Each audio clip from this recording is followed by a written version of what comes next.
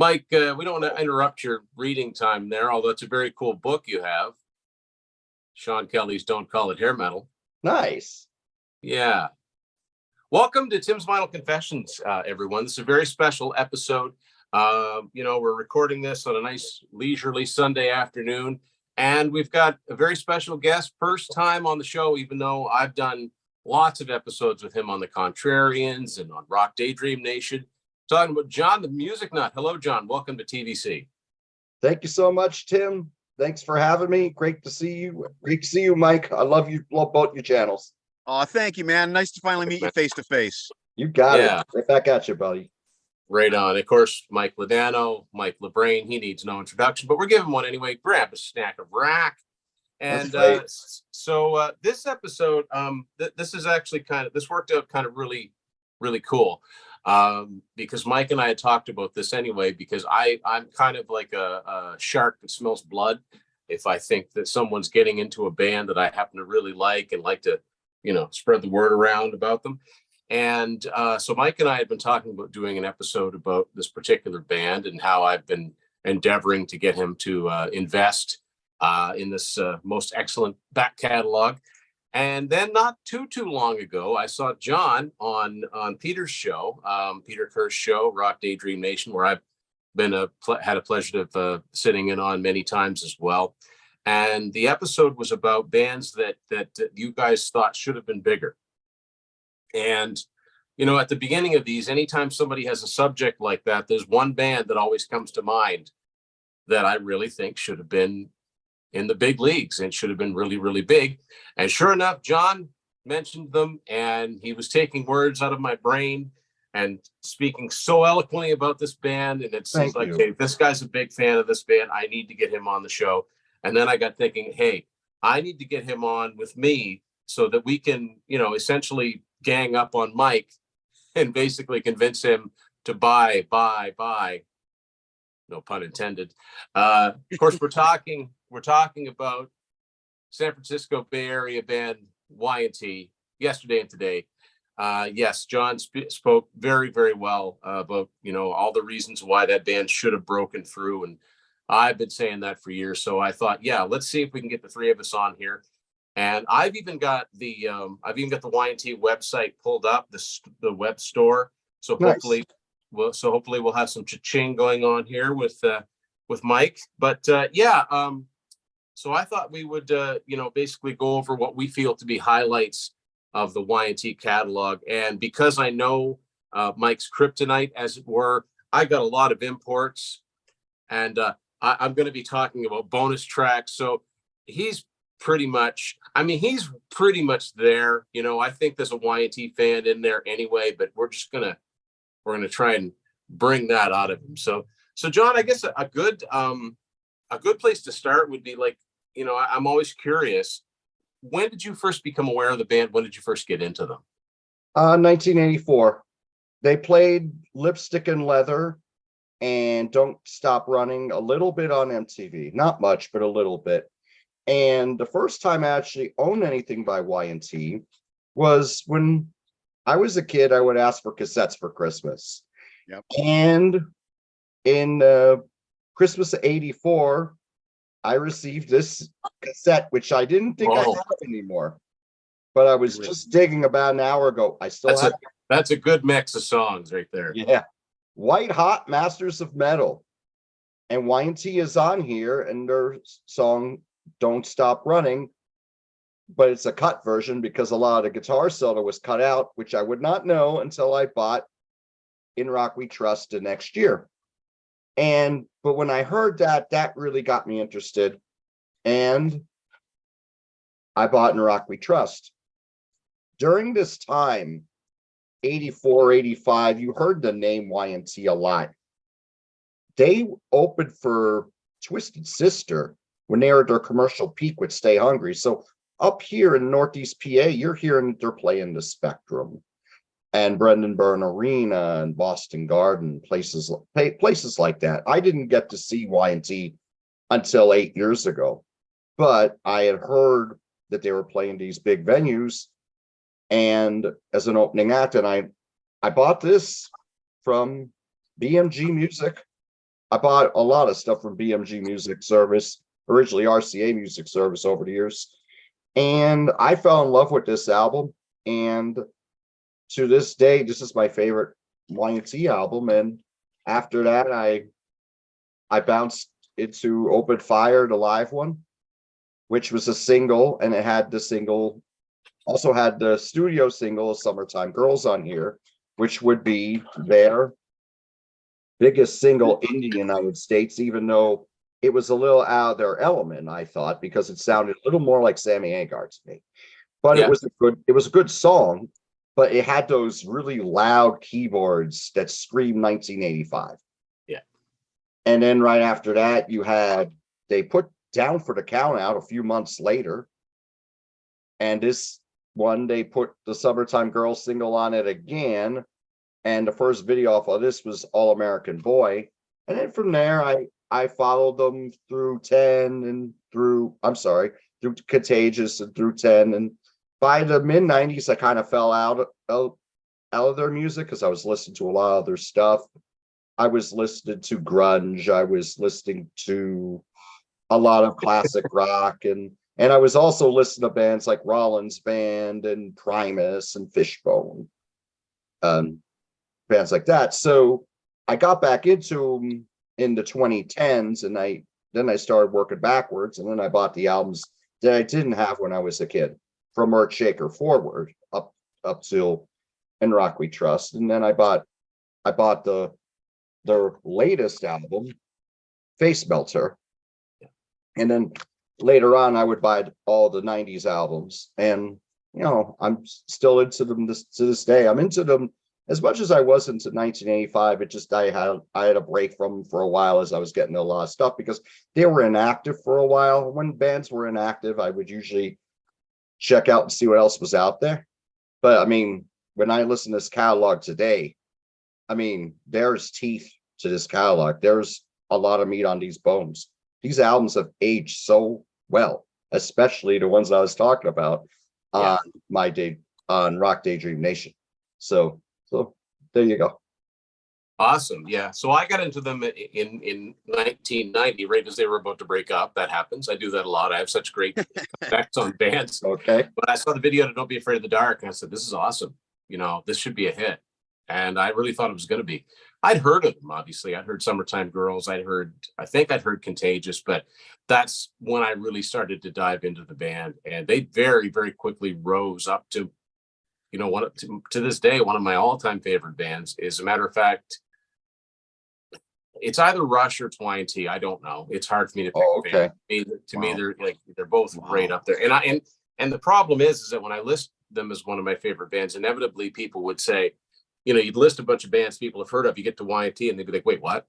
And to me, that's just a shame because they really should be up there in that upper echelon. They were like, so close, kings of the second tier, but I think personally, and this is about getting Mike into the music, but I've always thought that the number one reason is that they never landed on a decent record label, or they didn't land on a decent record label until Geffen, which was kind of too late. And as is discussed in the documentary, which we'll get to, I think Dave was right. He said that there was a perception in the industry like these guys again, really, they, Yes. And so their experience and their years of service were working against them. But A&M didn't have a clue. The whole Open Fire, Down for the Count, Summertime Girls thing is a good microcosm of what was wrong, because Summertime Girls was just such a slam dunk hit. You'd think that there would have been no issue with that becoming a successful song. And you're right, it is really, really poppy for them. But I've always thought, that song should have done for Y&T what a song like Jump did for Van Halen. No, it doesn't sound like the majority of their music, but hey, a good pop rock song is a good pop rock song. And yeah, unfortunately, I mean, if they could even be called a one-hit wonder, it's for that song. It was the only time they ever had a song hit the Billboard Hot 100. It got to 55, which meant it back then would have gotten a decent amount of airplay. But yeah, just not quite enough to break through. Maybe the name caused a little confusion. That could be it too. I don't know. But anyway, so what we're going to do is basically we're going to go through the catalog, and as I light down on an album, and John can feel free to add his 2 cents about it, because I'm going to kind of go in order. I've got these CDs in 2 piles. See, Mike's a CD guy. All I got are CDs. I don't have any other formats. I'm up for blood today. But yeah, the first 2 albums, they were under the name Yesterday and Today. So there's a self-titled 76 and then Struck Down in 78. Both good, both very raw. Some of those songs would have lives throughout the years on live albums, such as 25 Hours a Day and Beautiful Dreamer and the title song Struck Down. And but being on London Records, that's a label that completely tanked by the end of the 70s. Everybody that was in rock basically jumped ship. I mean, April Wine went from London to Capitol. Right. ZZ Top went from London to Warner Brothers. And because Y&T hadn't quite broken yet, they spent 3 years in the wilderness, which is, again, might have been a problem, because that's an eternity when you're trying to start out as a band, right? Even though as they were playing all those clubs on the Starwood and the Whiskey and all that, they did it before Van Halen. They did it before Quiet Riot. They did it before Rat. All of those bands cut their teeth going to see Y&T. Even Lars Ulrich talks about that on the Anvil documentary about going to see Y&T. Yes. And so eventually they signed with A&M Records, which, was probably the best offer they had, right? It was a major label. And they put this album out, Earthshaker. Yeah. Remastered edition down there, John. Yeah. So it's a remaster. I like the fact that we've each got one of those. Oh yeah. So this one is the very first CD I ever took a chance and sent away for out of a magazine, a Circus magazine, circa 1991. I had all of the Y&T albums from Black Tiger onward on cassette, and I had a few of the newer ones on CD. But I didn't have Earthshaker, and it was listed under some mail order place, and I took a chance. It was about $50 altogether, Canadian, by the time the exchange rate and shipping and all that. And after a couple of months, this came. And I do want to address something that was brought up on the episode with Peter. Yes. They didn't have their logo yet. That's why this looks a little bit primitive. But I love this album cover. To me, this just sums up what you're about to get. You're going to get blown away. And I like the primitiveness of that logo. I'm glad I like the logo they came up with, but I do like this logo here. And so this is an old Japanese version. First time I ever had a Japanese CD. It's got the Japanese writing on the side. And I don't have my Obi strip anymore. I do not know what happened to the Obi strip. Again, this was this was the first old album I bought on CD without first having it on cassette. But the version that John has, I believe, is the version that the band themselves think put out. Am I right about that? I don't believe so. No, this isn't the one the band came out with. In the upper left-hand corner, it says DRM. Oh, okay. Yeah, I don't much. Yeah, this isn't the band's. I have a lot of the ones that the band put out again, but this isn't one of them. What's it look like on the side, John? You have me very curious now. Well, on this, oh gosh, Crescendo Records. Okay. Beginning with a K, not a C. I've heard of it. Crescendo Records. That's mine. Okay. You can read that. That's really cool. Yeah. So in 2005, and we'll see some of these, the band got the rights to reissue the first 4 A&M albums. And Earthshaker is the only one that doesn't have any bonus tracks on it. So basically, wherever you want to find Earthshaker is all good. But it's a great album. Best known songs on that would be Rescue Me and I Believe in You, Hurricane, Dirty Girl, great album. To me, it's a knockout album. The only song I'm not really high on is the opening track, Hungry for Rock. Really? It's good, but I think everything else blows it away. I mean, I think Dirty Girl's fantastic. Squeeze, which was Phil's lead vocal, Yeah. That is a monster of a track. Hurricane just comes right at you. I mean, that just flies out of the speakers. Same thing with Shake It Loose, and you got power ballad perfection, and I Believe in You. Yeah. Oh yeah, it's an epic power ballad. It's like almost 8 minutes long, and it's just it speeds up at the end. Yeah, it's just a tour de force power ballad. Yeah, and that was their first for A&M. Didn't chart. Did a little bit better in Europe. They got the opening act for AC/DC on the For Those About to Rock tour. Mm-hmm. So then 82, they came out with Black Tiger. We got Black Tiger to show off. I've got one, but I'm going to wait on mine. Yeah. Now that That's about a band. Yeah, and that's important because that's got a bonus track on it called Somebody for Me. Yes. Yeah, Somebody for Me. Yeah, this was the one that was produced by Max Norman. Just continued to elevate them. Like they were making progress, right? It just wasn't fast enough, and it just wasn't by enough units. But Earthshaker, Black Tiger are typically considered to be the favorites. Now, Black Tiger is not one of my. I like it. I like all their albums. It's not one of my favorites compared to the ones before and after it. But it is a great album, and it's got that killer John Taylor Dismukes artwork. It's the first time that we see the Y&T logo in any way, shape, or form. I mean, that's just. The artwork reminds me of Defenders of the Faith. Similar angle of the beast. Similar kind of beast, I suppose. Yeah. So, what year is this? That's 82. So good 2 years before Defenders. And I'm not sure, but I'm going to look it up. I'm wondering who did the artwork for Defenders of the Faith. Because, Doug Johnson. Okay, no, so it's not the same. Also, can you hold that up again, John? Surely. Mike, in another, sort of realm, does that not kind of remind you of Ravage? Ravage? Oh, the Transformer Ravage. Good point. Ravage was, I believe, a leopard. I'm not sure. Jaguar, or a panther. No, he was a panther. Yeah. Or a jaguar. No, you know what? There's too many cats. I don't know my cats, people. I'm sorry. You're catching me at a weak spot. I don't know my cats. I'm sorry. Anyway, it's cool cover. Yes, that is really cool. And bonus track. Bonus track. That's the one you want right there.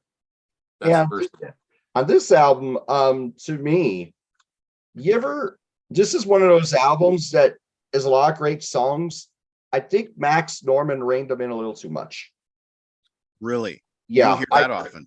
Yeah, I think he reined them in because to me, this is a 9 out of 10, but it could have been a 9.5 or a 10. It's just that it sounds a little reined in. When you hear the studio versions of Open Fire and Black Tiger, well, not really Black Tiger so much, but Open Fire and Forever and Barroom Boogie, they sound a little reined in when you hear them compared to like the live versions. When you hear them on Open Fire or some of the later albums, kind of like the early Kiss albums. Yeah. But then when you hear them on a live one, they have a whole new life. Yeah. That's how I feel about some of the tracks on here. And now it might be sacrilege, but I was never the biggest fan of the production on this album. Thought it sounded a little bass heavy, not enough treble, not enough snap on the snare. I was also never the biggest fan of Barroom Boogie or My Way or the Highway. Those two songs to me, they're kind of below the Y&T standard. But I mean, Open Fire, Don't Want to Lose, Hell or High Water, the title song, Winds of Change, another epic ballad. It's a great album, no question. I love Don't Want to Lose. The deep tracks on here, I love Don't Want to Lose a lot. And I love Hell or High Water. Yeah. Those are killers. Another thing, we talked about A&M not really getting this band. I've said this, and if I could go back in the Wayback Machine, MTV went on the air in 1981, right? So they were desperate for videos to play. Look at the videos they played on their first few days. They're playing live Aria Speedwagon and April Wine videos and Joe Jackson, and they're just playing what they have access to.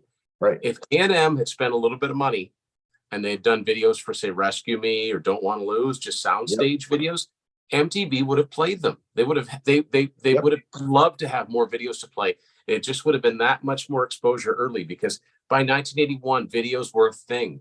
Bands were doing videos. Not A&M. No, they didn't spend any money for Y&T to do videos on their first 2 albums with the label. So to me, that was a major, like just a major drop the ball. I agree with that. And you listen to this album today, you're like, this would have fit in so well on AOR radio right there. You could have listened to, you could have put this right next to Billy Squire or next to AC/DC or to High and Dry era Def Leppard, and it fits right in. Yeah. It wasn't so heavy that you couldn't play it on FM melodic. rock radio. It was melodic. Don't Want to Lose could have been a minor crossover hit. So could Rescue Me. And Rescue Me was a major hit regionally, like in the Bay Area. I'm sure classic rock radio to this day will play Rescue Me. Right. But yeah. So when they finally did let them do a video, of course, 1983. This is one of my favorites right here. And it looks like John and I have the exact same version. Of course, Mean Streak. Yep. The title song. Come in. Title song is a hard rock metal classic. I mean, it's been on how many different metal compilations over the years? It's been on that K-Tel Masters of Metal, which is a good one. It's, it was their first video. Now, is it much of a video? No, but it was 1983. Not everybody made, not all those videos age well. The fact is that now they were visible. They were on tour, I think, with Dio, with Sammy Hagar. They were like the perennial opening act / special guest. But this album, to me, just kicked everything into high gear. I love the production on this album. It's Chris Tsangarides, the late Chris Tsangarides. I think everything is nice and crisp on this one. Midnight Tokyo, acknowledging the devoted fan base they gained in Japan. And to this day, I mean, if it wasn't for Japan, I wouldn't have had the Y&T CDs for years because you could get the Japanese imports, right? Hang 'em High is just a fast, heavy one. Lonely Side of Town, again, that melodic streak. They could just do that so well. And this one has a bonus song on the end called I'm Not Sorry. And all of these CDs that the band did themselves have excellent liner notes. This was my first Y&T album. After I got into the band in 1990, this is the first one I found, and I knew enough about them to know that, hey, these are deleted. This must be old stock that's still in the store. I'd better get this one. I can always get 10. It's brand new. So I bought the cassette to Mean Streak. So I don't know. What are your thoughts on this one, John? I agree with everything you say here. I mean, I think, the production is spectacular. Mean Streak is a killer of an opening track. Fantastic. What a lyric by Dave here too. Straight Through the Heart, Lonely Side of Town, both fantastic tracks. Midnight in Tokyo, that great guitar line. I mean, that just takes you right in. And then that song takes you for a ride. What a chorus. Awesome track. Breaking Away, Sentimental Fool, they're very strong deep cuts. Hang 'em High is really fast track that works quite well. Take It to the Limit is another mid-tempo song. Yeah, this is a great album. This is an easy 9. Yeah. Easy 9 out of 10. No question. The other thing is that you mentioned Straight Through the Heart. That was it's the first album I heard. I listened to it with headphones. I think I was playing Nintendo. And it's the first time I heard Dave's toggle switch thing that he does in his solos, the little helicopter effect, and it went from one speaker to the other. And I stopped and I rewound the tape. Like, what was that? And I did it again. Like, that's the coolest thing I've ever heard. So he's old beat up Les Paul that he still plays to this day, and he cancels one of the pickups, and so it's like this flick effect, and it sounds so cool. He does it in the song Black Tiger too. He does it in a few of the songs around this time period. But just love Mean Streak. Of course, next that leads us to the point where John got into the band, which makes sense. This was their biggest album in Rock We Trust. Yes. Now, what version do you have? This is the band version. Okay, this is the one you want to get, Mike. This is the one you want to get because this has the studio version of a song called "Go for the Throat." I have "Go for the Throat." It's on the Hearing Aid CD. You have the Hearing Aid CD? Yeah, Japanese import. Wow! Come on, Tim. You knew that. I remember. I didn't know you had that CD. You never brought it out on either of our rare CD episodes. You're right. I didn't. Yeah. I only have that on cassette. I cannot find that on CD. I know. It was this is the first time it appeared on a Y&T album. So it was kind of like the bait to get this. But this also exists. Okay, well, all right. Okay, let me change that, Mike. Here's what you want. Here's what you want. You want to go on Discogs. Okay. You want to find the original US A&M CD of this, because this was the only one that A&M released back in the day. I wish I had one. I don't have it. So you need to find yourself an original. If you've already got Go for the Throat, you get yourself an original version. In Rock We Trust almost went gold. It hit number 46 on Billboard on the album chart. It's the only album of theirs that charted in Canada. It only got to 78, but it's the only one that ever hit the Canadian top 100 albums. It's the one that I see the most used, so it makes sense that it got into the most hands. It's a little bit more commercial, but I love it. It's Tom Allen this time producing. So speaking of Judas Priest, it's got a really good production. Dave's vocals are getting better and better and better. Two great radio-friendly rockers with Lipstick and Leather, and especially Don't Stop Running. I think Don't Stop Running might be the ultimate Y&T song because it combines elements. It's heavy, it's melodic, it's everything in between. It's got the guitar work, it's got the dynamics, it's got the great backing vocals.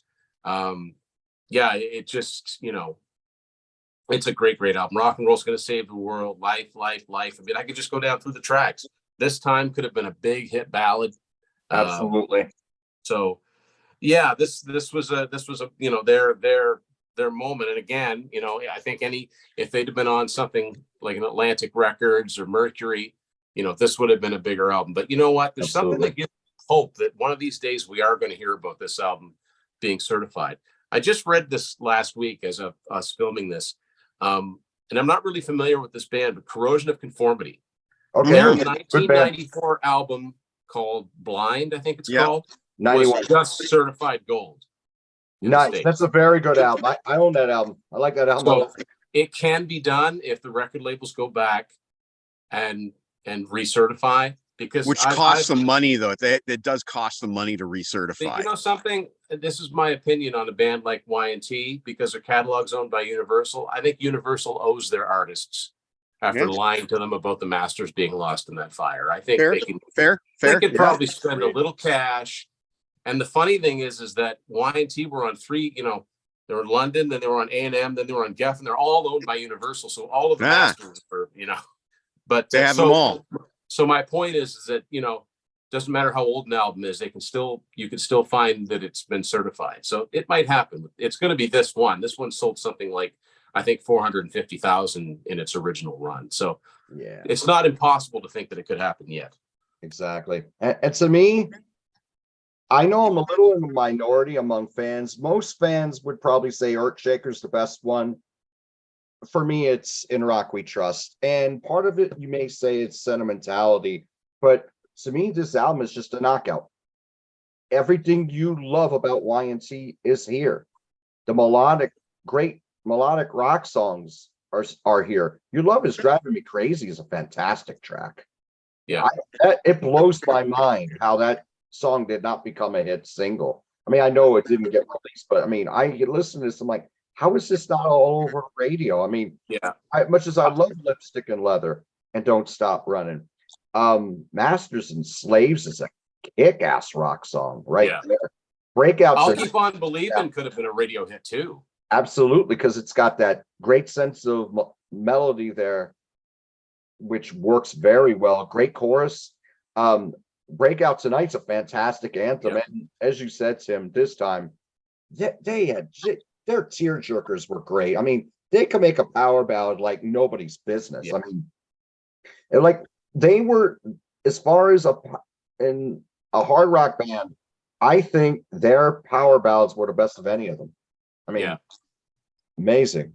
10 out of 10. They weren't just, there was thought put into them. The lyrics were a little cut above, and there was still lots of dynamics. Like there were still cool peaks and valleys throughout. And I love the way that this album ends with that. Yeah. And Breakout, you mentioned Breakout Tonight. I think this band, I think a lot of bands that became more famous were listening to this band. You listen to Breakout Tonight, and then you listen to Rock Me by Great White. Very, very similar. So yeah. And yeah, a really good production, like really radio friendly production by Tom Allen. Like Tom Allen knew how to get heavy bands on the radio. I mean, he did it with Priest consistently, right? Right. So yeah, so Mike, get an original A&M and Rock We Trust CD. Yeah, but you said that these band issued ones have great liner notes too. You got to get both. Then I want someone that I know in my orbit. I knew that's where he was going with it. To get an original version. Okay, so next up we have an album that John already showed. I got one with a different cover from the UK, just to further torment Mike. This is Open Fire with the alternate cover. Now I kind of like this cover better. I didn't see this cover till probably the late 90s. I didn't know it existed. The back cover is exactly the same. This is from a Majestic Rock. There's nothing extra on here, but I wanted to get a copy that had the alternate cover art. There's a cool collage that comes inside of this. You can see it a lot easier on the vinyl version, but let me see. So next up. Oh, before you go on, Tim. Yeah. On my cassette, I just noticed this, or maybe I forgot. You have there's a thing you could fill out here. That's right. Yeah, that's right. Yes, I forgot to get that actually. To buy the Live at the San Francisco Civic video, 1995 plus shipping. That's cool. There we go. Yeah. Nice. This is I remember when I got into the band, and I remember I had to travel a little bit, but I found a lot of their catalog down into the States. But there was a store in a mall that specialized in soundtracks and movies and video games. And sounds like Rob Daniels' place. I found this on the shelf. This is Live at the San Francisco Civic. This is it's just a 60-minute version of a full-length concert that aired on MTV. Yes. This was filmed with them in between, I believe, Lita Ford and Twisted Sister in San Francisco. So they were the middle act. So wait, hold on. Are you saying that the MTV version is longer, or what are you saying? Longer. Yeah, it's like this is just an hour-long version of it, but you can tell there's some really bad cuts on here. Okay. I don't know. This was never reissued on DVD, unfortunately, but I think it's uploaded to YouTube if you look. Okay. Another fun thing, just to further reinforce the point that In Rock We Trust was a commercial peak, they actually appeared on American Bandstand. Yes, they did. They were that level. Like, so there you can find them on American Bandstand, like lip syncing to Lipstick and Leather and Don't Stop Running, and Dick Clark talks to them, and pretty weird. Oh yeah, it's out there on YouTube. Yeah, but yeah, there's an order form for this inside of some versions of Open Fire. Yeah. So that's cool. 1985. This is another Japanese CD, Mike. Down for the count. Now I hate what they did. I hate the pink cover. I hate the fact that they're not using the logo. I really don't have a problem with the cover art because it's kind of clever, right? Down for the count, like it's a vampire, right? Yeah. And don't you think that this Aerosmith years later with the terrible Just Push Play kind of, it was either this or autograph sign in or not. That was always, I always got autograph. Now, if I had to guess, Tim, by that cover art, I would say, were they ever considering the title Go for the Throat for the album? See, they might have been doing that too. But I don't mind I don't mind this part of it. But logos, that's such a big part of marketing. And if somebody was in a record store looking for the band that did Summertime Girls, like John's got the cassette there, it's practically invisible. This doesn't exactly scream hard rock. Right. This could be a new wave album or something. Yeah, I suppose. And it doesn't get much better on the back cover. Look what they had them wearing. Well, Bon Jovi's hand-me-downs were very cheap. I know. I know. This is the only one of the A&M albums other than Open Fire that the band didn't get to reissuing. So this does have Japanese cool lyrics. Yeah, so this one, this one's very poppy, very keyboardy. Keyboards, by the way, for fact collectors, courtesy of Claude Schnell from DL. DL fame. Okay. Yeah, so see on the back here, they've actually got the logo, but Yeah, I don't know. So this one, yeah, there was a lot of record company pressure on here. They All American Boy, as John talked about, that's not a song that they wrote, and they were not a band to do covers. But here's what's really, really funny to me about the two cover songs on here. There's All American Boy, which is written by Van Stevenson and Dave Loggins. Okay, so Van Stevenson, you may recognize that name. Modern Day Delilah. Modern Day Delilah, yeah. Oh, no way, really? Yeah, he was also a member of the band, not the Kiss song, by the way. This is okay. This is a minor hit from '84. Not Dave Loggins. Sorry, that just threw everything off. Never mind. I always thought it was. Never mind. Boy, am I dumb. Dave Robbins, whoever that is. Now, although Mike, you do know the name Stan Bush. Oh, okay. You got the touch, buddy. So Stan Bush put out a self-titled album in 1983. He also did a version of All American Boy, but they were also, and you can hear the duress, pressured into doing a cover of Your Mama Don't Dance 3 years before Poison had a hit with it. Yeah. So, I mean, it's okay. And Dave does a ripping solo on it, but it just sounds, I don't know.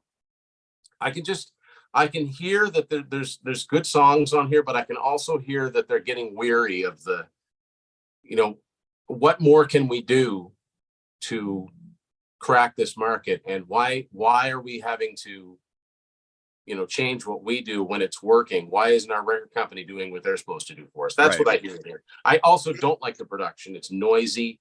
The drums are really cavernous sounding. It's Kevin Beamish, who also produced their next album, but I really don't like the production on here. It's like an off-putting production, whereas Mean Streakin' and Rock We Trust had such good go down smooth production. This is a harsh listen. There are good songs on here, but it's one of those albums you got to listen through the production and you got to listen through the keyboards. There is no keyboard player in Y&T, so how are they going to do this live, right? Yeah. Yeah, it's unfortunate. This was the end of the line for them and A&M. Now, did it get better? Yeah, it got better. And now I think this is the point where Mike became first aware of them when they signed to Geffen and did a little record called Contagious. No, I was actually aware of them during the Don't Stop Running era because Toronto Rocks, which was a TV program, I believe JD Roberts was with them before the Power Hour. Toronto Rocks did play that video, which creeped me the hell out. It's kind of like that Black Sabbath dehumanizer motif where the person is transforming into the robot. And it's like a Lynchian body horror thing that I'm getting, like my reaction to it. It's like I thought it was so cheesy. There was absolutely nothing scary to me about it. I was horrified. I'm like, the guy's teeth are turning into metal. And I was just like, I like this song. I like robots. I like science fiction. This is freaking me the hell out. And I do not want to see this video ever again. Wow. It's a shame because the live footage was actually pretty good. The filmed live footage of it, but I thought it was just a cheesy video, which did not help their case much. The live footage was good because I recently rewatched it to remind myself of the horror. But yeah, Contagious was the second thing. Now I can't remember which track I heard first, whether it was Contagious or Summertime Girls, but they both happened around the same time. Grade 10 would have been the year. Okay. So I'm going into grade 10. And, the nerdy guy at school and the video for Contagious comes out, which spoke to me. That's the video right there. They're standing up for the nerdy guy. Yeah. But it's a great song. And that chorus. Whoa. How was that not a hit that summer? How was that not a hit song? Right. And I'm listening to Bon Jovi at this time as well. And I am discovering back catalog stuff, and I'm hearing In and Out of Love, And it's like very kind of similar, shouty, layered melodies in these choruses. And so I was like, okay, Y&T, damn right. This is my kind of band. They looked cool. They for once, they kind of looked cool. Yeah.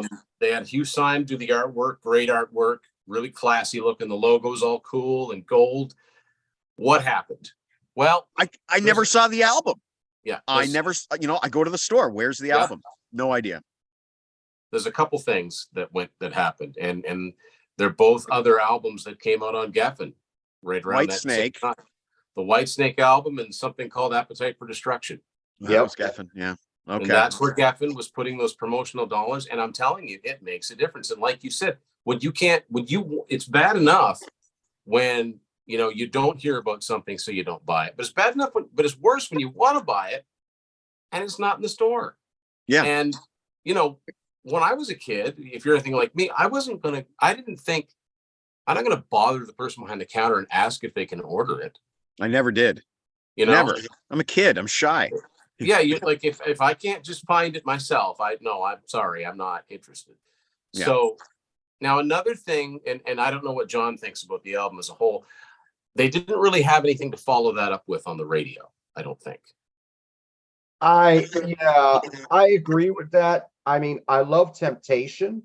Maybe they could have me too. Maybe with that song, because there again, another great power ballad. That would have probably been the only other song, I think, or maybe an Armed and Dangerous.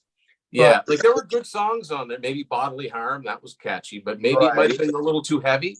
Contagious, though, to me, like you just couldn't. Maybe LA Rocks might have been a good, if it had, but yeah, I just don't think it had the legs to. But Contagious should have done it, and I think maybe they figured the label would be like, it's a no-brainer. We don't have to do anything. This will take care of itself. But sometimes you just got to have that push. And another thing about about the song Temptation, Mike, you're a Danger fan, yes? I'm a Paul Lane fan.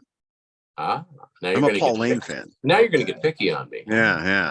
Anyway, it's possible to find a Danger version of that song because Bruno Ravel co-wrote that. Or Ravel. Okay. Well, Bruno is also involved with the Defiance, I believe, who I'm quite a big fan of. So it is possible to find a Danger version of Temptation, but so it didn't light the world on fire, and they opened for they went on tour with Ace Frehley and Faster Pussycat, which is kind of a mismatch. I think there was a co-headline too, Tim. It was, yeah. The Frehley album was another one that didn't perform as much as I thought it was going to. Yeah, I think that's another one that almost went gold. Yeah. That charted higher too. That nearly hit the top 40. It was like 43. Yeah, it did all right. I mean, Into the Night was a great song. It should have been a hit. But anyway, that's that's a whole other. Yeah. So another thing that happened in 1987, because like I said, they always did very well in Japan. So I got to dig out another import just for Mike's benefit. Nice. This is called Forever. I think I showed this off in one of the Rare CD episodes. Okay. There's nothing different on this. It's just a compilation of A&M stuff. Okay. But I had to get it. And one thing that's interesting about this, Summertime Girls is not on here. And so it's like, it's kind of like the Japanese label understood Y&T, the guts of what this band was about, maybe more so than they did in the US. But anyway, that came up. Now, another thing that I want to show you for a compilation. You recognize that? Wow. John? Never saw that. So this is came out in 1989 in the UK, and it's just called Anthology. Now, the company Castle Communications, or they later became Castle Records, they put out a ton of compilations. And I got this out of a magazine at the time, just getting into the band. And when I first got this had songs from like Black Tiger, Mean Streak that I didn't have on CD at that time. And that's what the back kind of looks like. Neil Jeffries of Kerrang writes the liner notes. So they did pretty good in the UK too. But what I didn't know for many years, this has 16 tracks on it. The LP and cassette have 20 tracks on them. So there's not like, now all the albums are available. There's nothing on this that's kind of, you can't get somewhere else. But I just, gotcha. I thought it was kind of cool to show off something different, So now that brings us to the point where I get on board. But I've got a cool version of this too. Whoa, that's cool. Yeah, I found this in 92. And really? This is a promotional version of the 10 album. Now, is the title supposed to be not spelled 10? This is the only place I've seen it spelled as a number. Okay. Because most of the time it's spelled TEN, and it actually okay. The album. The back cover is the same as the commercially released version, except there's a little bit less of the photo. The photo goes down further. Yeah. Okay. So this is a promotional copy. It's stamped promotional on the CD itself. And this is because the promotional version I found, it was just this sheet that came with it. And I believe it was like a blister pack. So it would have come like that. But I kept the booklet from my original Canadian CD version, which looked something like that. Yep. And this one had all the lyrics. And so I bought the cassette first. When I got the CD, that's when I discovered that Jimmy DeGrasso actually only played on 3 of the 12 songs on this album, and Steve Smith played on the rest of them. But there's a very cool. That later. The story is very, very well explained in the documentary. Okay. Give me a lot of respect for Steve Smith. I always liked his drumming, but me too. Big fan. So let's see. So this is Steph Burns is in the band now. Joey Alves is out. Jimmy DeGrasso is in the band again. The band looked cool. Yeah. Don't Be Afraid of the Dark video was a cool video. It was, it did it for me. And I thought, how, again, where's the airplay with this? The winds had changed, Tim. They'd already started. They had, but they hadn't. In summer of 1990, Pearl Jam weren't out. Nirvana had put out one independent album. Soundgarden put out one album. It was like under the radar. I don't think Alice in Chains had come out yet. Poison was still having top 10 singles. Yes. We still had yet to hear from Firehouse. It wasn't quite over yet.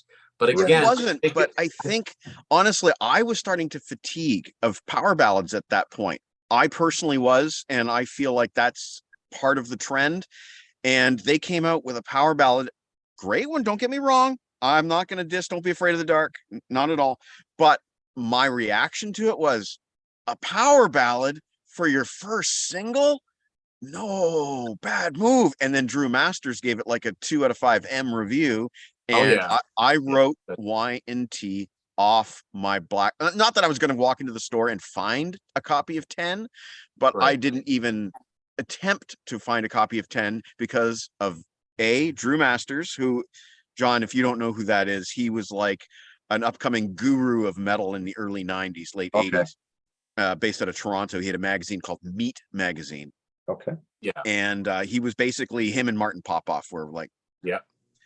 Yes, this is also that reminds me, this is also my favorite Y&T album. And I defended it on the contrary, and Martin hates this album. Yes. So I Great have no episode, by the way. Sounding with commercial leaning things. Also, this is when I got into the band. But I happen to think this is a classy sounding hard rock album. And this could have done for them, they could have been like Whitesnake, like a latter day success. They were on if it had come out in 1989 instead of 1990. And you know what? Maybe it was supposed to, because it had been 3 years. That's an eternity, right? When bands are putting Yeah, big time. 3 years is like, is the band still together? Yeah. But unlike Contagious, I think that this album had follow-up songs they could have gone with. Oh my gosh, yeah. That weren't power ballads. They could have gone with Surrender. They could have gone with She's Gone. Man, I just, oh my gosh, it's just, I just love it, But at the end of 1990, they did their farewell gigs. We're going to get to that. And I think that Dave Meniketti and Phil Kennemore, they just got tired of beating their head against the wall. Yeah. And so they broke up. It turned out to be like a 4 or 5 year hiatus. But yeah, they were done. Now, more recently, Ches and I did an episode reviewing this reissue, Yesterday and Today Live, which I'm not normally one to recommend a live album for somebody's first purchase by a band, but I'm going to recommend this. This is incredibly good. Yes, it is. And this is the remastered version that's got 15 tracks on it on 2 discs. The original version had 13 tracks, both on Metal Blade. Really good liner notes inside whichever version of this you buy. And just cool artwork where it's got, if you look in the background, there's all these backstage passes. Years. When I first bought this came out in summer of 91. This is also when I discovered they had officially broken up, because I wasn't reading anything about them. Yeah, even though that was another thing. They were never in the magazines that I was buying. No, I remember finding some back issues of Circus, circa 86. And in one of those, there was a little drum column with Leonard Hayes. That was it, you know. So now that brings me to the pile of CDs I put together, because I've got their website open up right now. Now, they're lacking some things. They must be out of stock, but I'm going to show you the things that are in stock on their site. So it's yandtrocks.com. So yandtrocks.com. Go to their store. First thing I want to show you is this, the remastered Black Tiger. $10 US into your filthy little hands. For some reason, this is the only one of the 4 that's still available. I don't know why. Interesting. The other thing is that so when they reunited in the mid-90s, they did what I think are 2 really good albums, 2 really good independent albums. Absolutely. Musically Incorrect and Endangered Species, which they put out on one package. Yes, Incorrect Species. This also has a bonus DVD of 3 songs, John? It's three Mine live. mine didn't come with the DVD. Oh. Which is weird. So I think it's on. Unless it's on disc 2. It is. Yeah. List it? Yeah. Long Way Down. There's a live version of that, I guess. Okay. So this has both of them in one package. That's still available, and it's $16 that for two albums. Okay, that's still on there. 2003, 2004, they came out with Unearthed volumes 1 and 2. Mm-hmm. Now, I would love to have these, these throwaway tracks. These would make most bands finished albums. There's some excellent material on here, like Trigger Happy, Shout It Out. It's got a couple of original versions of songs that would go on to be in a different form, like Hard Times. I think there's some great songs in there. In the Name of Love is great. That could have been a hit single. Yeah. And again, really cool liner notes. There's also a really funny song. Mike, I know you'll like it because you like Billy Oxygen by Helix. Yes. You got to check out Rockazoid Rolleroid, the last song on Unearthed Volume 1. It's got Leonard Hayes on vocals. It goes all the way back to 1974. And it is just as crazy as it sounds. How come they don't have Volume 2 in stock? I don't know. But this, you know what? If I had to pick one, this is the one anyway. Okay, so I've added that to my cart. And just because you said it's $10, I'm adding Black Tiger to my cart. Yeah. Okay. The most recent studio album, Face Melter. Here's the problem with Face Melter, Mike. Here's the problem with Face Melter. John can probably tell you what the problem is too. Those pesky bonus tracks. Well, mine ends with the song One Life. Yeah. And so does mine. And I got mine right from the website. That's what I'm looking at. If you go to the digital downloads, which is a dirty word to me, if you go to the digital downloads, you'll find that there are 2 bonus tracks. One is called Deadly Deceiver, and the other one is called Losing My Mind. One came out in Japan, and I think one came out in the UK. So at the time, you had to buy like 3 CDs to get them all. Now, Some Kind Soul sent me the 2 songs, so I didn't have to do that. Nice. But you can download them. They're decent tracks. Actually, if you get the vinyl version of Face Melter, which came out a couple of years ago, it's got all the songs on it, which I like. I like when they do things like that. But they don't have it here. No, not there. Damn it. So let's see. Now, this is $10. It's cool. I don't know if it's worth 10, but this is the acoustic EP they put out in 2018. It's got 6 tracks on it. Contagious, Rock and Roll is Gonna Save the World, Summertime Girls, Black Tiger, Bar and Boogie, Rescue Me.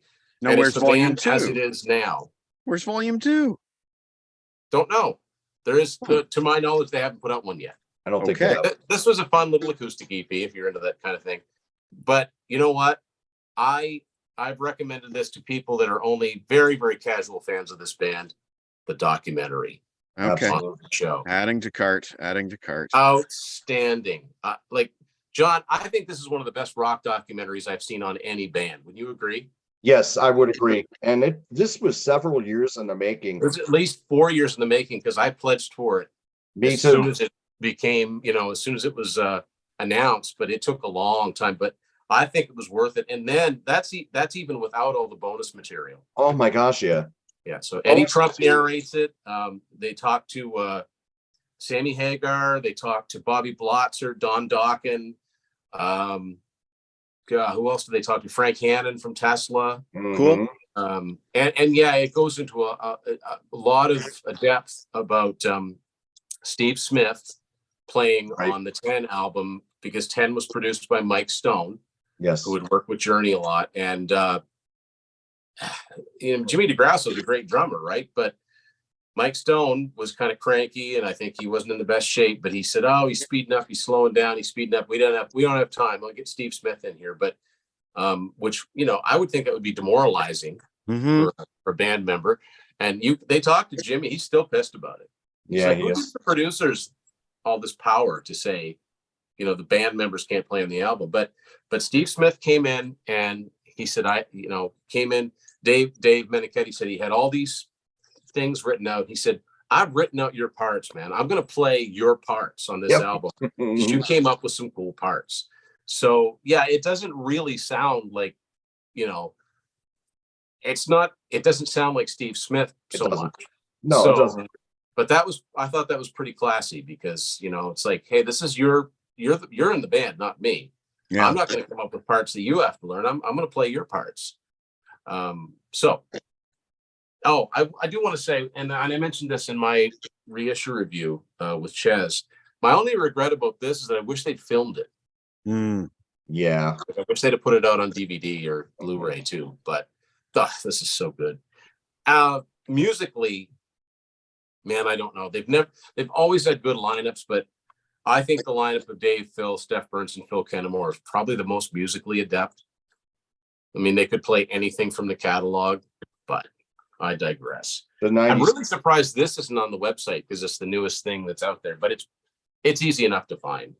They were always great musicians, but those got the 90s version of Y&T.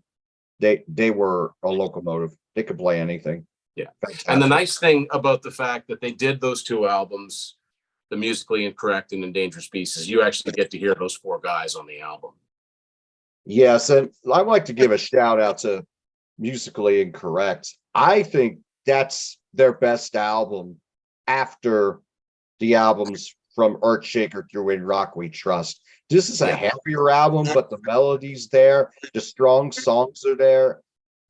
This is an excellent album. I'd probably give it a 9. I mean, think of Y&T from the early to mid 80s, but with more guts to it and more depth. And I mean, I'm not saying the best songs are as good as the best songs from those killer albums from Earthshaker through In Rock We Trust, but I mean, it's very close. And is an even heavier album. The songs aren't quite as strong all the way through. One thing I gotta ask you, Tim, on my version of Endangered Species, the track listing that is on the back of the CD is different than when you actually you're talking about the original CD. Oh, well, actually on the Incorrect Species. Yeah, no, absolutely, it's different. Because my Endangered Species CD is the UK one on Music for Nations, and I know that like the third track on disc 2 is "Give Me the Beat," and that's like way later in the album. Correct. It's actually the 9th song on the album. Yeah, so they did change the track listing around a little bit, but yeah. I'll tell you, it was a happy day for me when I found out they were back together and making new music. I could not order these quick enough when they came out a couple years after the other. But unfortunately, Face Melter remains the last new music they've come out with. I'd like to think they put out a new album, but they've left behind a fantastic catalog. I also want to mention a couple things that are both available on the website, are both the Dave Meniketti's albums. Yes. His first album was under his name on the Blue Side. And then in 2002, he put out a self-titled band album called Meniketti. Now, as far as I'm concerned, the Blue Side is like it says, it's a little bluesier, a little blues rock. But the Manichetti CD might as well be a Y&T album. Okay. They're both really strong, really, really good albums. I mean, Jimmy DeGrasso plays on the blues side, and I think Phil Kennemore co-wrote at least one of the songs on the Manichetti album. So yeah, they're both worth seeking out too. And to me, they're part of the Y&T catalog. Yeah, Well, I never owned them. I gotta check those out. Yeah, I have, I'm not one. Anybody knows me, I'm not one for side projects and solo albums. But it's Dave Manichetti, so it's going to sound like Y&T. And it's, like I said, the On the Blue side, it's a little bit bluesier. Like, you know, I think he's kind of channeling a little Gary Moore, but it's still good. And the Manichetti album is just a hard rock album with Dave on vocals. Therefore, it sounds like Y&T. So those are both worth checking out. Now, there's also a Live in Japan album, which is really expensive, and I really wish they would reissue it. Well, you've twisted my arm on 3. Oh, there we go. You can see that, but we have the documentary. We have Black Tiger and Unearthed Volume 1 in the cart for a total of $35 US. I'm hitting the checkout button.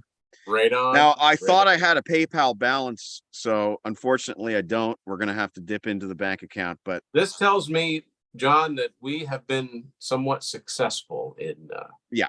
I agree, Tim. We got Mike. Here's the thing, man. Everybody wins. Not me. Or my no. Not when I get back into the house. Your music collection is just gotten that much stronger, that much better. No doubt. Oh, shipping. $24. Not much. That's almost as much as the order. Worth it. Oh God. Well, you better get another CD then to offset that. No way. That's it. That's it. How I do it. we are at $60 US at this point. Oh, painful. You know, it's worth it though. This definitely worth it. Just for the documentary alone. Oh man, the documentary is spectacular. Outstanding. You know, okay, I so there you go. There's the proof. Confirmation. Thank you, Mike. It's nice. done. Excellent. We wouldn't do it if we didn't know it wasn't worth it, Mike. Absolutely. So Tim, there you've you cost go. me a lot of money in 2023, Mr. Derling. I just have you know. Since Mike and I have gotten to know each other, I've made him buy a lot of things, including Y&T's Ultimate Collection. Because I said to you, I wanted a one CD. That's a good start. Yeah, and it had every song that I knew. Yeah. So that it was like, okay, so we're starting off with something with every song that I know. Okay, good. And now we've bought albums with songs that I don't know, and we've bought documentaries from a band that I don't know much about. And you guys are going to have to explain this to my wife when I go back inside. Oh, sorry, Jen. Sorry, Jen. I tried to talk him out of it. But yeah, you tried really hard. Yeah. You know something? Honestly, I learned a lot watching that documentary. Like, I didn't know there were guys in the band before, like Joey and Phil and Leonard. Like, I didn't know that. Yeah, they actually talked to them on there. They're not in any recordings, but I didn't know that. You know, so there were a lot of those details that.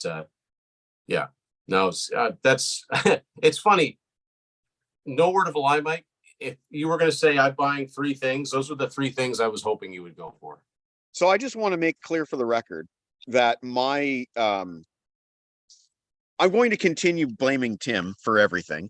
Sure. And I just want you to know that this is what you've done to yourself, is that anytime you get me to buy something, which is virtually every single time we do a show, you have to be blamed and publicly shamed. And just so you know, that's going to be amped up this coming week. Okay. Listen, for this band who I've been trumpeting the cause for, since 1990, it's worth it. I'll take it. I think there's a party across the street and somebody keeps honking a horn. And now it looks like a food delivery driver has just showed up. So nice.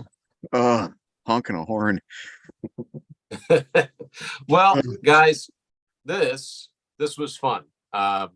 This was fun, and anytime I could spread the word about this band, it's I had fun right up until the very end, Tim. Right up until the very end. When I hit the confirm payment button, I had pain. Like it hit me right here in the chest and it hit me like right here in the side.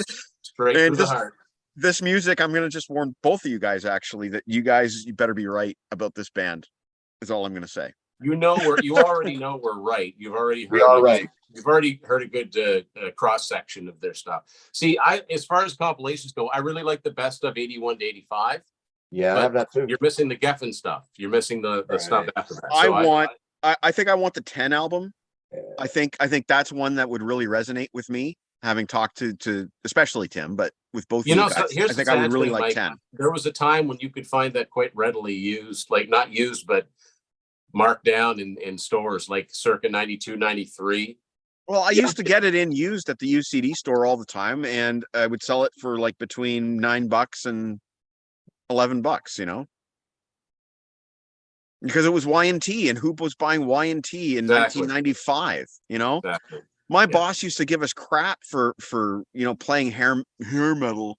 We're just going to use that blanket term because I'm talking from his point of view, but as Sean Kelly said, don't call it hair metal. Yeah. By the way, we talked about your boss before. He sounds like a real treat. Metallica's Black Album was as heavy as we were allowed to get in the store, and there were bands that were banned completely. Like I couldn't play Kiss in the store. I couldn't play any. I remember one time I was playing AC/DC in the store, and he walked right in, hit the stop button, didn't say a word to me, just hit the stop button on AC/DC. Anyway, enough of that. My point being in the 90s, a used Y&T album, I had to sell it at like $9 to get anybody to buy it. Yeah. Because Y&T 10, what's that? It doesn't have the song I know, if anybody knew the song in the first place. That's right.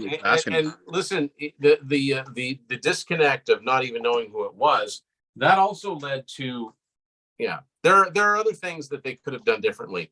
As much as I love the 10 album, like we didn't have long boxes in Canada. Like I don't remember seeing. We did, but very often. Short period of time. This. Well, what's this? Right. It's sideways. The long box was. And on the cassette. The long. That's what you'd get. Yeah. That's what was on the long box. I found that out many years later. That's why I kind of like this promotional item, because it actually looks like a cover. I like that. But yeah. Anyway, yeah. So yeah, I'll take the blame, Mike. I'll shoulder it. I'll shoulder it proudly.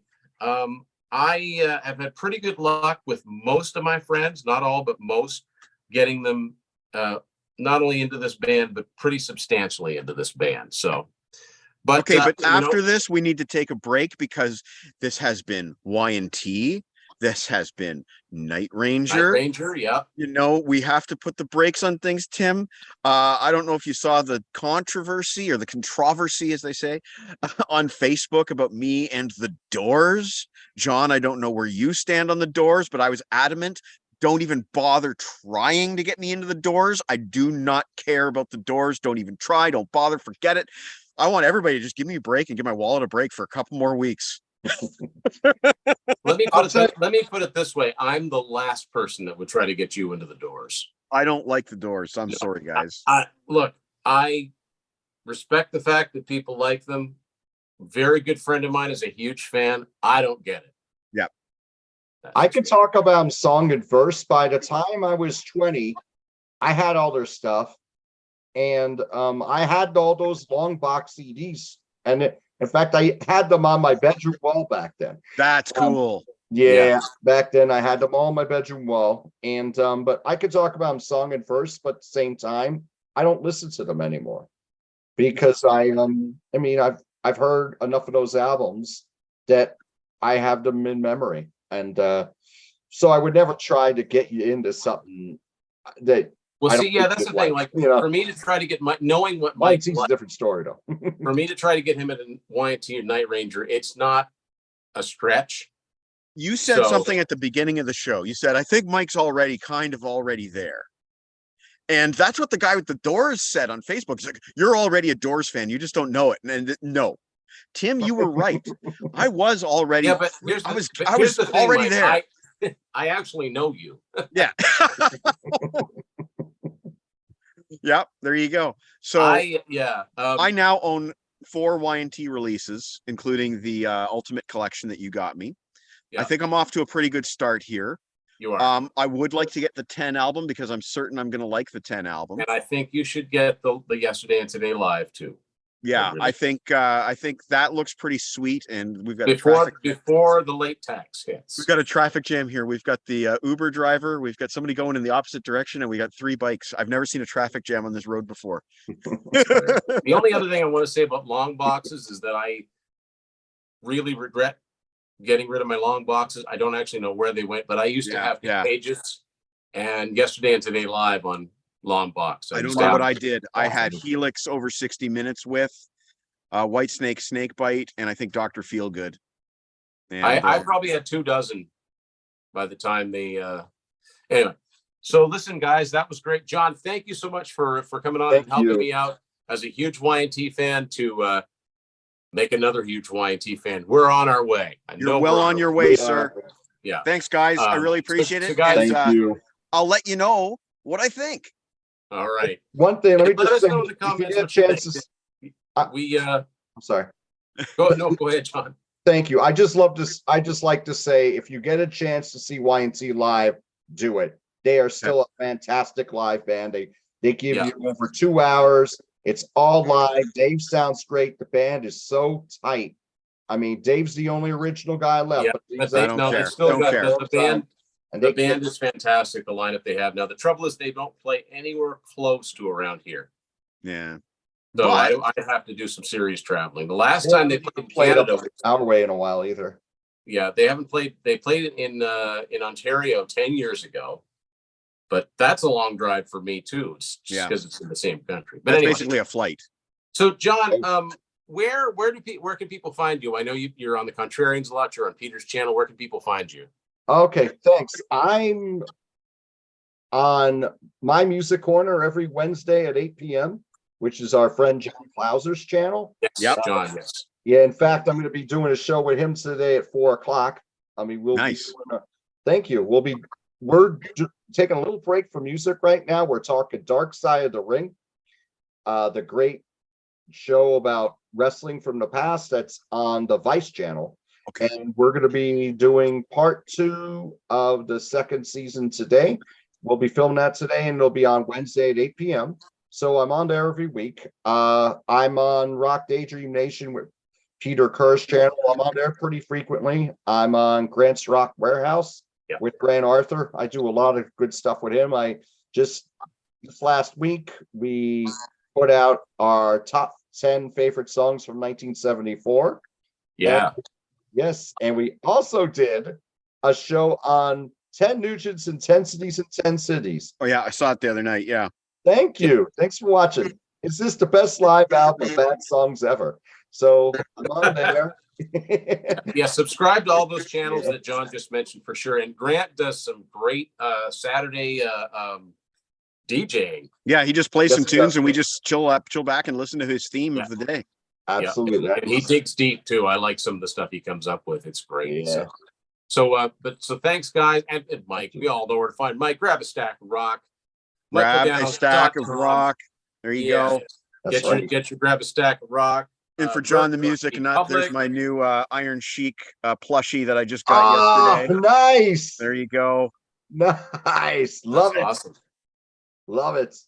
So guys, thanks everybody for watching. Go check out some Y&T if you are at all curious. Check them out. If you're a hard rock heavy metal fan, there's something in their catalog for you to like. If you don't like the lighter, like the hair metal-y type stuff towards the end of the 80s, there's the heavier. Don't call it hair metal. The trouble is people know what you mean when you say that. Yeah. But if you like the harder side of hard rock, check out those early A&M albums. Check out the latter day stuff, which is again harder side of hard rock. Just consistently great band. And there you go. So converting the world to Y&T, one fan at a time. Thanks everyone for watching this edition of Tim's Final Confessions, and we'll see you all later. Take care. Take care. Thank you.